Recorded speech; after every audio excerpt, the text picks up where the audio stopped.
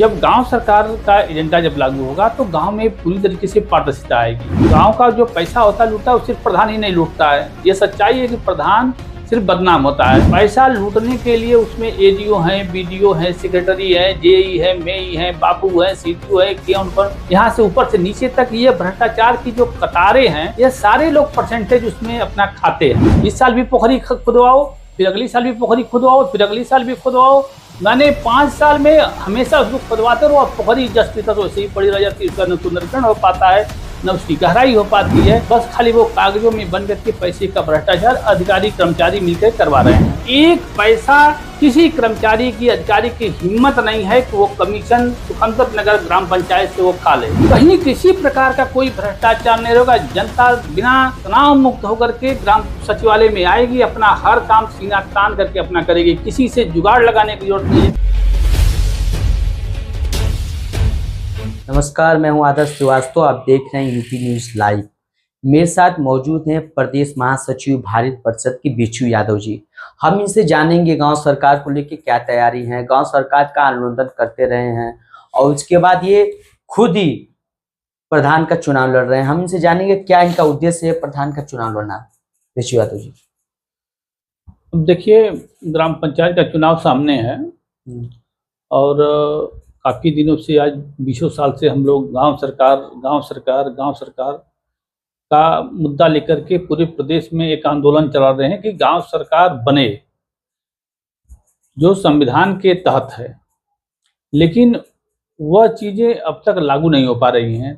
तो अब ये चुनाव सामने आए तो मैं कहा कि चलो मैं खुद इसमें सीट आने पर लड़ूंगा और प्रधान पद जीत करके गांव सरकार के मॉडल को अपने ग्राम पंचायत में दिखाऊंगा, जो एक दूसरे के लिए नकल करने का एक रास्ता बनेगा। प्रदेश में एक मॉडल बनेगा कि वास्तव में जो गांव सरकार की जो तस्वीर है उसको धरातल पर कैसे हम ला सकते हैं, वह चीज़ मैं दिखाऊंगा। प्रैक्टिकल करके मैं दिखाऊंगा कि इसको लाना है। जैसे पारदर्शिता, गांव में पारदर्शिता नहीं होती है। जब गांव सरकार का एजेंडा जब लागू होगा तो गांव में पूरी तरीके से पारदर्शिता आएगी। पारदर्शिता कैसे आएगी? जब हम जो है कि चुनाव में या चुनाव जीतने के बाद जब भ्रष्टाचार नहीं करेंगे तो जनता के बीच भ्रष्टाचार भी नहीं होगा। जनता जो चाहेगी ईमानदारी से वो अपना काम कराएगी। ईमानदारी से काम कैसे होगा? गांव में खुली बैठक, गांव में अगर खुली बैठक हो गई तो जान लीजिए कि 100% पारदर्शिता गांव में हो जाएगी। कोई एक पैसे का भी भ्रष्टाचार नहीं कर पाएगा। गांव में यह हर महीने मेंबरों की खुली बैठक नहीं होती है, जो संविधान के तहत है कि हर महीने मेंबरों की मीटिंग होनी चाहिए। हर 6वें महीने आम जनता की गांव सभा की खुली बैठक होनी चाहिए, जिसमें प्रधान और सेक्रेटरी जो है पूरे अपने आय और व्यय का लेखा जोखा जनता के सामने रखेंगे कि इतना पैसा सरकार से आया, इतना पैसा इस मद में हमने इसको खर्च किया। तो जब पूरा पाई का जब हिसाब देंगे और जनता समझेगी कि नहीं वास्तव में यह काम धरातल पर हुआ है, तो प्रधान भ्रष्टाचार कर नहीं पाएगा। बिल्कुल वो पारदर्शिता आएगी, जनता भी खुशहाल होगी। और जो भ्रष्टाचार करने में, जैसे गांव का जो पैसा होता है लूटता है, वो सिर्फ प्रधान ही नहीं लूटता है। ये सच्चाई है कि प्रधान सिर्फ बदनाम होता है। पैसा लूटने के लिए उसमें एडीओ हैं, बीडीओ हैं, सेक्रेटरी है, जेई है, मेई है, बाबू है, सीटीओ है, केवन पर यहाँ से ऊपर से नीचे तक ये भ्रष्टाचार की जो कतारें हैं, ये सारे लोग परसेंटेज उसमें अपना खाते हैं। तो जब यह चीजें जब बंद हो जाएंगी तो यह जो पैसा बचेगा उससे अच्छा गाँव में काम होगा। पैसा तो आ रहा है, 1 लाख रुपया आया तो 1 लाख में से 50,000 रुपया का भी काम गांव सभा में नहीं हो पा रहा है। 50,000 रुपया ऊपर अधिकारी सब खा जाए। वो 50,000 रुपया अगर हमारा बचेगा तो 50,000 में 2 इंडिया मार्क का हैंडपंप, 2 गरीबों के घर, या 2 जहां भी हमको पानी की आवश्यकता है, शुद्ध पेयजल नहीं मिल रहा है, वहां हम गड़वा देंगे। 10 लाख रुपया पोखरी का जो है कि खुदाई का भ्रष्टाचार, मतलब फर्जी तरीके से पेमेंट करा करके अधिकारी पैसा जो लूटते हैं, अगर वो पैसा हमारा 10 लाख रुपया अगर बचता है, एक बार पोखरी हम बना दिए तो 10 साल तक पोखरी की तरफ ताकना नहीं पड़ेगा। तो यहाँ तो यह है कि हर ग्राम पंचायत में ये स्थिति बनी है कि इस साल भी पोखरी खुदवाओ, फिर अगली साल भी पोखरी खुदवाओ, फिर अगली साल भी खुदवाओ। मैंने 5 साल में हमेशा उसको खुदवाते रहो, और पोखरी जस की तस वैसे ही पड़ी रह जाती है। उसका न सुंदरीकरण हो पाता है, न उसकी गहराई हो पाती है। बस खाली वो कागजों में बन करके पैसे का भ्रष्टाचार अधिकारी कर्मचारी मिलकर करवा रहे हैं, ग्राम पंचायत को लूट रहे हैं। अगर 10 लाख रुपया अगर हमारा एक पोखरी पर लग गया तो 5 साल तक वो 10-10 लाख रुपया हमारा बचेगा। 10-10 लाख रुपये में हम गांव में स्टेडियम अपना बना, खेलकूद का स्थान बना देंगे बच्चों के लिए, उसमें पार्क बना सकते हैं, पुस्तकालय बना सकते हैं, शिक्षा की नई व्यवस्था उसमें ला सकते हैं, या गरीबों की जो जरूरतें हैं उनको हम उस 10 लाख रुपये से हर साल उसको पूरा कर सकते हैं। यानी जो पैसा जो भ्रष्टाचार करके जो अधिकारी कर्मचारियों को जो जेब को गर्म कर रहा है, हमारा जनता का पैसा हुआ है, उसको अधिकारी कर्मचारी उसको खा रहे हैं, वो मालो माल हो रहे हैं।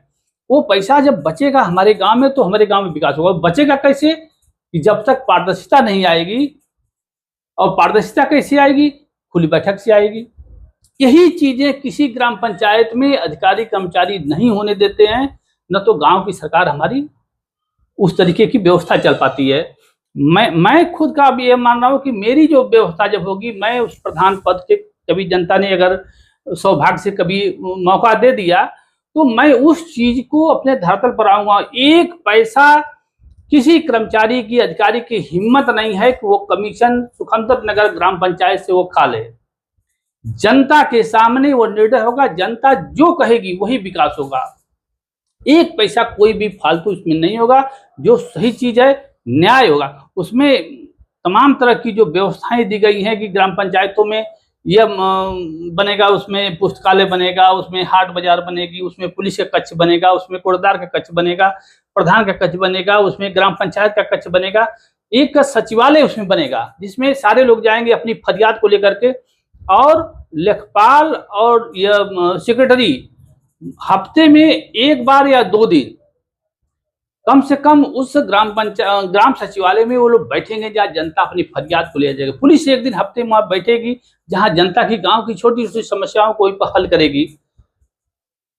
कहीं किसी प्रकार का कोई भ्रष्टाचार नहीं होगा। जनता बिना तनाव मुक्त होकर के ग्राम सचिवालय में आएगी, अपना हर काम सीना तान करके अपना करेगी। किसी से जुगाड़ लगाने की जरूरत नहीं है, किसी दलाली को पकड़ने की जरूरत नहीं है, किसी अधिकारी के यहाँ जाने की नहीं। अधिकारी खुद उस गांव की सरकार में चल करके लोग आएंगे और जनता की समस्याओं को सुनेंगे, जनता की समस्याओं को सुनकर के उनको न्याय देने का काम करेंगे। सारे लोग खुशहाल रहेंगे, गांव का एकदम विकास हो जाएगा। इतना अच्छा मॉडल गांव सरकार का है। उसी चीज को मैं दिखाने के लिए यह गांव सरकार की लड़ाई को मैं लड़ रहा था। अच्छा, क्या लगता है अगर गांव सरकार लागू हो जाएगा तो भ्रष्टाचार कम हो जाएगा? अगर गांव सरकार को अगर सरकार लागू नहीं करती है तो इसके लिए आप क्या करेंगे? भाई देखिए, गांव सरकार तो संविधान के अनुच्छेद 243(6) में लिखी हुई चीज है कि यह जैसे केंद्र सरकार है, राज्य सरकार है, वैसे ही गांव सरकार है। तो केंद्र सरकार और राज्य सरकार तो चल रही है, लेकिन हमारी जो गांव की सरकार है इसको केंद्र और राज्य की सरकारें दबा करके इस जनता को, गांव की जनता को गुलाम बना करके अपने हाथ में बागडोर लेकर चला रही हैं। यह गांव की सरकार को संविधान ने व्यवस्था दिया कि अपने तरीके से गांव का विकास करो।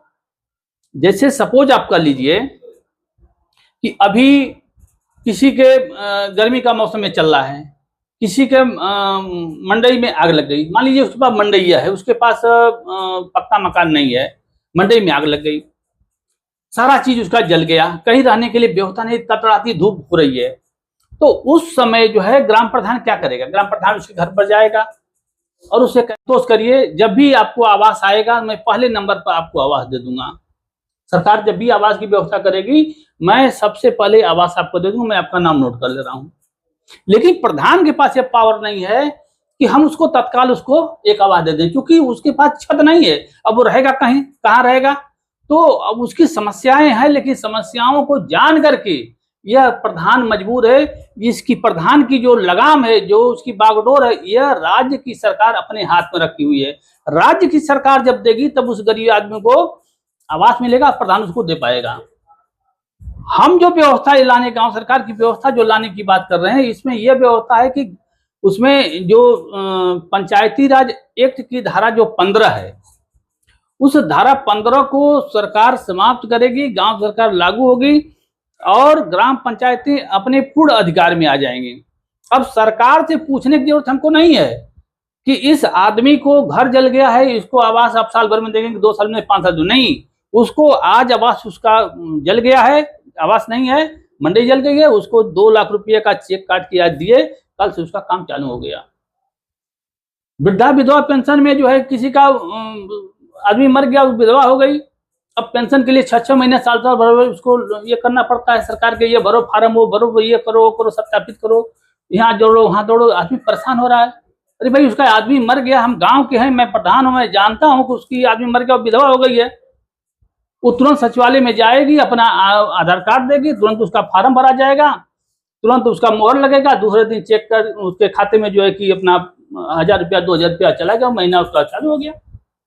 60 साल का आदमी हुआ, तुरंत जो गया गांव सरकार के सचिवालय में गया और वहां पर जाकर के अपना आधार कार्ड दिखाया, परिवार नकल दिखाया कि मेरा 60 साल उम्र हो गई है, तुरंत मोहर लगी, उसका नाम चढ़ा, दूसरे दिन उसके खाते में 1000 रुपया चलेगी, कोई दिक्कत नहीं है। सारा ये सब गांव के लोग, हम लोग हैं। संविधान इसीलिए व्यवस्था दिया कि गांव की जनता, गांव का सरपंच जितनी अच्छे ढंग से गांव की जनता को जानता होगा, उतना केंद्र की सरकार और राज्य की सरकार नहीं जानेगी, जितना गांव का प्रधान अपनी जनता को अच्छे तरीके जानता होगा। इसलिए संविधान ने उसको यह अधिकार दिया कि आप गांव की सरकार खुद चलाओ और अपने तरीके से उसका विकास करो। जनता का जो भी समस्या है उस ग्राम सचिवालय में हल हो और गांव भ्रष्टाचार मुक्त हो, किसी की दलाली न चले, किसी की कमीशन खोरी न चले, सारे लोग स्वच्छ रूप से रह करके, तनाव मुक्त होकर के अपना न्याय पावे सचिवालय में आकर के, गांव का विकास हो, सारे लोग खुशहाल रहें, इसलिए गांव सरकार की व्यवस्था की गई। जी धन्यवाद। हमारे साथ मौजूद थे बिच्छू यादव जी, जो प्रदेश महासचिव हैं भारत परिषद के, जो लगातार आंदोलन करते आ रहे हैं। इनका कहना है कि अगर गांव सरकार आ जाता है तो उसके बाद ना दलाली करनी पड़ेगी, ना कहीं, ना थाना जाना पड़ेगा, ना तहसील जाना पड़ेगा, गांव सरकार में ही सब चीज, थाना तहसील सब चीज रहेगा। ऐसे तमाम खबरों के लिए हमारे साथ बने रहिए। मैं हूं आपका अपना आदर्श श्रीवास्तव।